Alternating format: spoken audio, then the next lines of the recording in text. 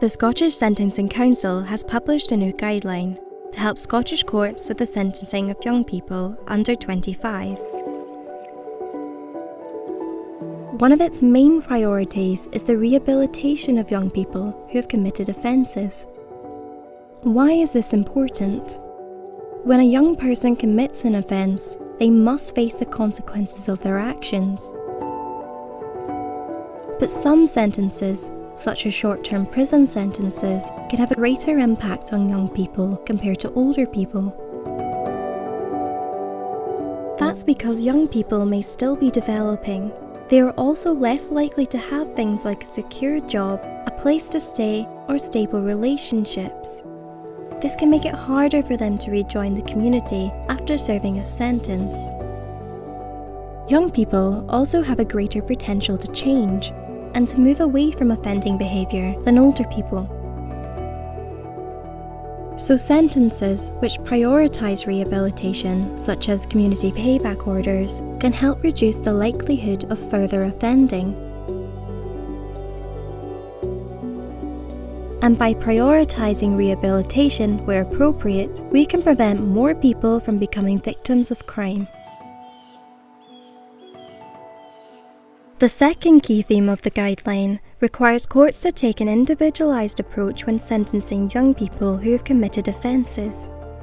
This means that the specific circumstances of each young person will be taken into account when weighing up their sentence. Deciding the most appropriate sentence for a young person can be complex and challenging. Many young people who commit offences have suffered adverse childhood experiences, such as domestic violence, neglect, or abuse.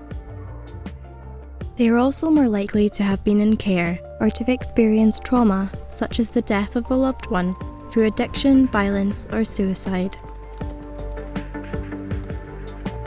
Research shows that experiences such as these can change the way a young person develops and affect their mental health. This can be part of the reason they commit an offence.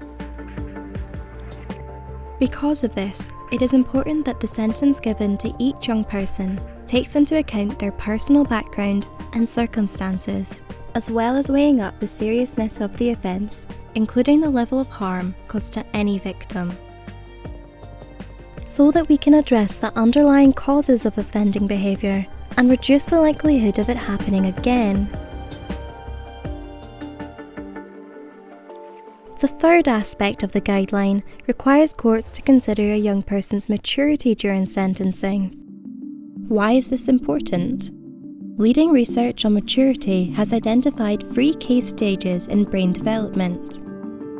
The first 2 stages occur around the ages of 12 and 18.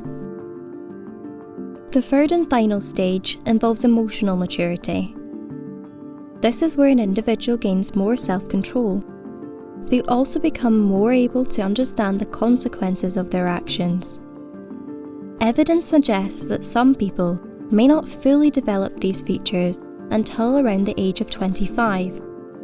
Trauma and adversity can also affect brain development.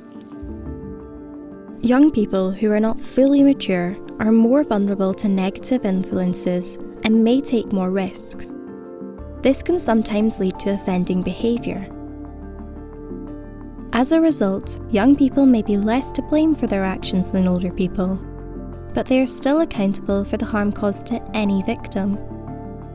The court has to consider the intellectual and emotional maturity of the young person at the time the offence was committed, so that when deciding an appropriate sentence, we can help young people to move away from offending behaviour, leading to safer communities for everyone.